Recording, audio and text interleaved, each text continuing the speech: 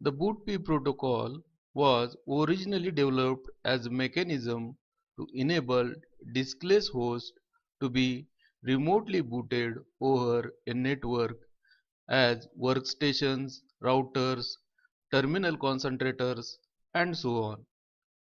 It allows a minimum IP protocol stack with no configuration information to obtain enough information to begin the process of downloading the necessary boot code.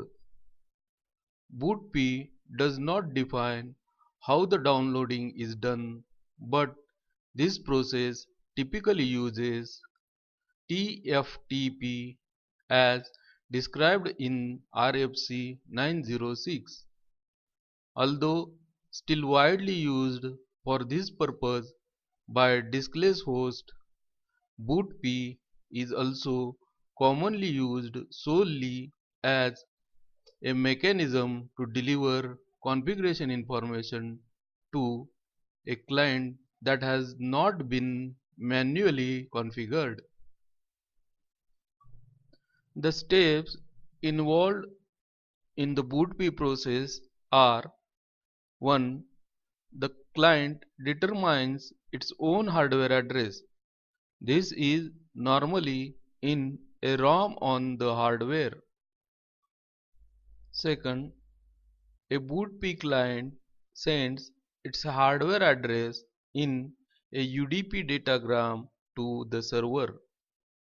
If the client knows its IP address or the address of the server, it should use them. But in general, BootP clients have no IP configuration data at all. If the client does not know its own IP address, it uses 0.0.0.0. If the client does not know the server's IP address, it uses the limited broadcast address, that is 255.255.255.255, and the UDP port number is 67. The server receives the datagram and looks up the hardware address of a client in its configuration file, which contains the client's IP address. The server fills in the remaining fields in the UDP datagram and returns it to the client using UDP port 68. One of three methods can be used to do this. If the client knows its own IP address, the server returns the datagram directly to this address. It is likely that the ARP cache in the server's protocol stack will not know the hardware address matching the IP address. ARP will be used to determine it as normal. If the client does not know its own IP address, the server must concern itself with its own ARP cache. ARP on the server cannot be used to find the hardware address of the client because the client does not know its IP address and so cannot reply to an ARP request. This is called chicken and egg problem. There are two possible solutions for this problem. If the server has a mechanism for directly updating its own ARP cache without using ARP itself, it does so and then sends the datagram directly. If the server cannot update its own ARP cache, it must send a broadcast reply. And the fourth step is, when it receives the reply, the BootP client will record its own IP address and begin bootstrap process. Figure shows Bootstrap protocol frame structure. The fields defined in the frame structure are OP, that is operation code. This is 1 byte field specifies the type of BootP datagram being sent. There are two types of operation codes: opcode 1, which is BootP request and is sent by client, and second is opcode 2, which is BootP reply and is sent by server. H type, that is hardware type. This is 1 byte field identifies the hardware type resolved as Ethernet, token ring, or some other network type. For example, Ethernet has a hardware type value of 1. Thus, BootP expects an address of 6 bytes or 48 bits in length. H-length, that is hardware length. This is 1 byte field specifies the length in bytes of the hardware address that BootP expects as the result of address resolution. This value varies depending on the hardware type indicated in the hardware type field. HOPS.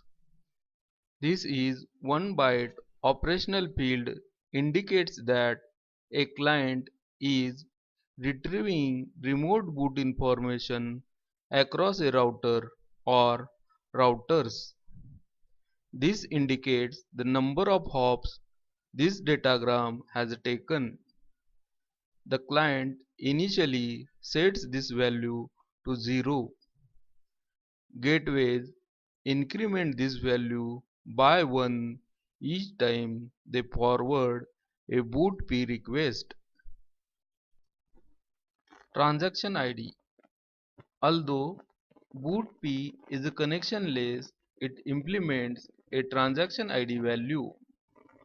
This allows a client to match its request with a server response. The client randomly chooses the transaction ID value. The transaction ID field has 4 bytes. Seconds. Each BootP client sets this timer value upon initialization and notes the time a request goes out, measuring how much time has passed since the client booted up and is still expecting its configuration from a BootP server. If a BootP client does not receive a response within a certain amount of time, it attempts to retransmit its request, hoping for a response from a BootP server. Each BootP client process implements some type of timer mechanism that controls how long a client will wait and how long it will wait between requests before it retransmits. These values vary based on vendor implementations. If these timers expire, the device times out, fails to initialize itself, and cannot participate on the network.